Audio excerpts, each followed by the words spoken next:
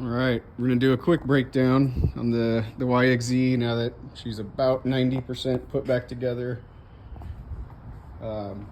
So biggest changes I made to this car after I bought it are just all the looks. Did some powder coating on the cage. Added, or I should say, swapped out the Weller exhaust for just the turbo dump, just because we like to make all the noises. So starting from the top, this is a 2019 Sport Shift. For those who don't know, that just means that you got paddle shifters and no clutch. Clutch would be fun, but you know, this at least we're shifting.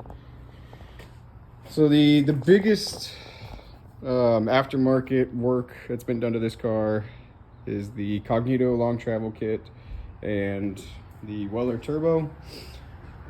For those of you that know, YXZ's, Yamaha in general, definitely slacks or lags behind on suspension and handling, hence the Cognito long travel kit. Huge difference. I did have a stock suspension YXZ before this. It's no Can-Am.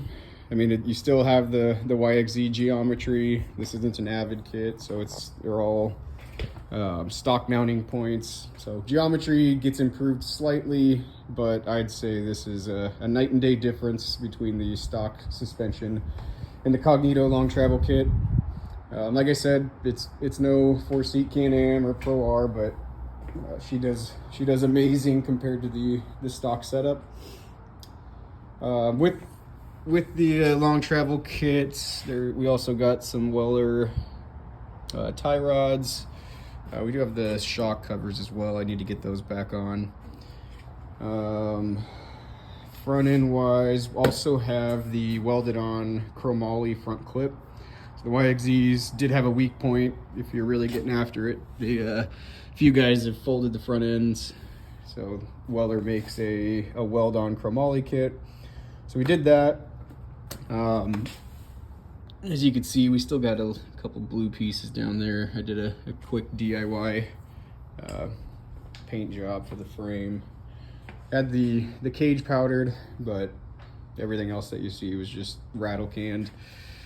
Couldn't stand the blue, white, and gray theme that this car had. So we swapped out all the gray plastics for blacks.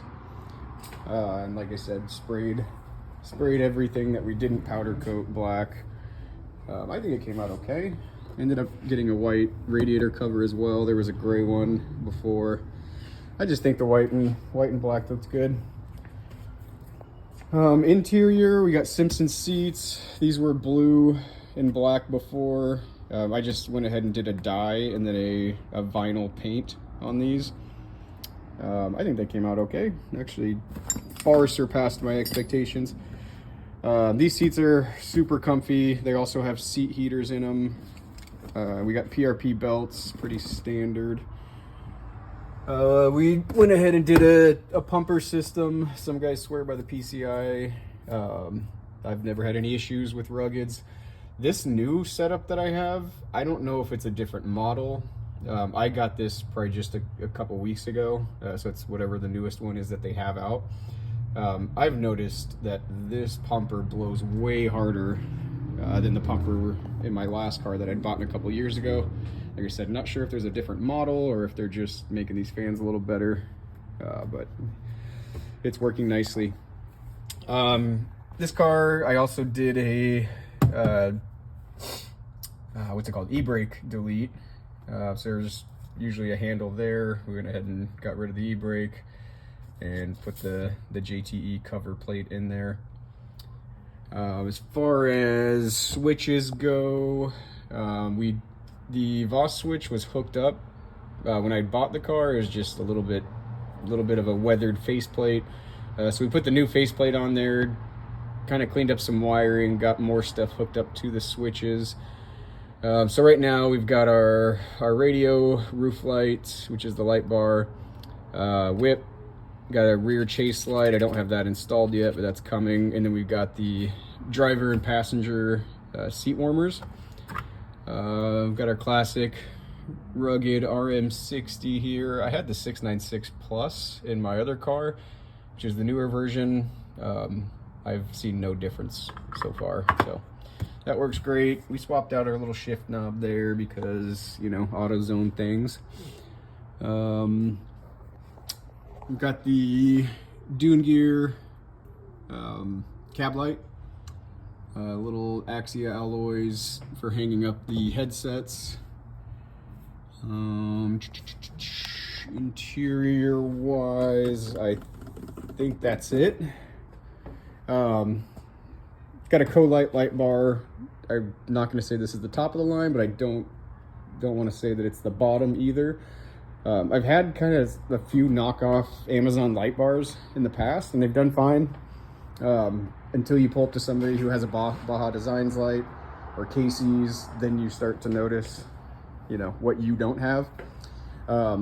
This Colite, I believe, is out of China, but this is way better than the Oxbeam or any other of the Amazon lights that I've had. Super impressed with this. I think it was less than 400 bucks. 51 inch. Obviously I got tabs welded into the Brick City Fab cage. These I had to bend out just slightly. We did some garage engineering there, but I think it actually came out looking pretty clean. Didn't use the mounts that they had. We were able to use the cage mounts that were there.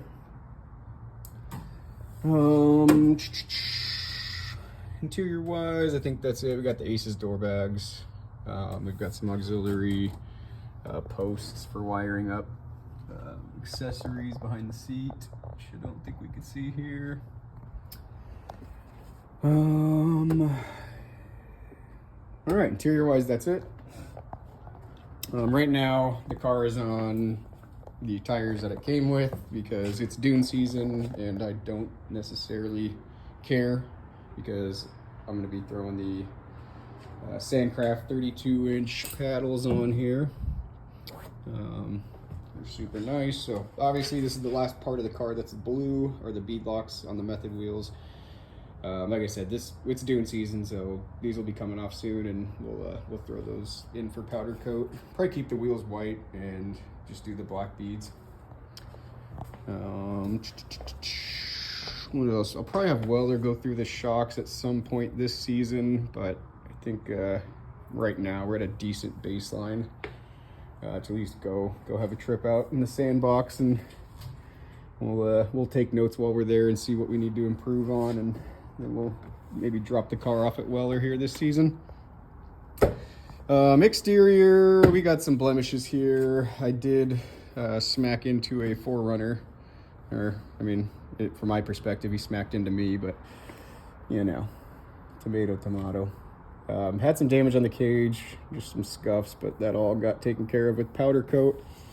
I did go with the 5150 whip, super bright. I like just the normal white that they have, the hyper white, I think is what it is. This mount is awesome. It slides in, and then there's a magnet on the bottom, so it's sturdy but also really quick to take on and off. Back to the fun part. So we've got, I mean, Weller all over this car. We got the Weller block off plates, Weller end links. I believe it's a stock sway bar. Sway bars aren't a huge issue in these cars. If you squint, it's mint, but if you look close, you'll see some overspray from my DIY paint job. But if we can look past that, we've got an Avenger driveline, we've got the JTE alternator kit, Weller turbo, Weller dump. I'm gonna make some type of heat shield for this. I don't like how close the exhaust is to the reservoir, so I'll probably make some type of heat shield there. If it keeps heating the shock up, or the reservoir up, we might have to revisit and put the full exhaust back on it. What else do we got back here? When I bought the car, somebody had welded these mounts on for the Sandcraft limit straps, which I do like their mount. Not sure if these are needed.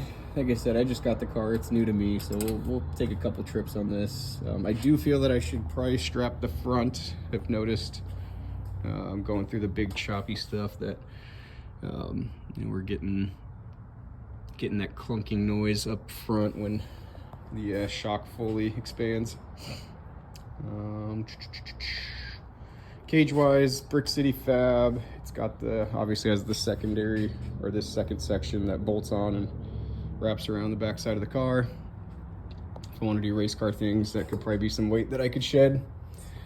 Stock motor, bolt-on turbo kit, supporting mods. I mean, pretty straightforward. I think as far as performance-wise, I'll probably keep it right where it's at. To my standards, she's quick, responsive, loud, obnoxious, and rides like a little go-kart, so that's right up my alley. Maybe we'll put a hole in the block someday and do some big power things, but I think Weller, Incognito, they've got their setups figured out, especially for this platform. So this is the car that's going to be out in the dunes this season. Look for us, say what's up, we'll throw you some stickers, throw you in some videos, but we're looking forward to a fun season. See you, boys.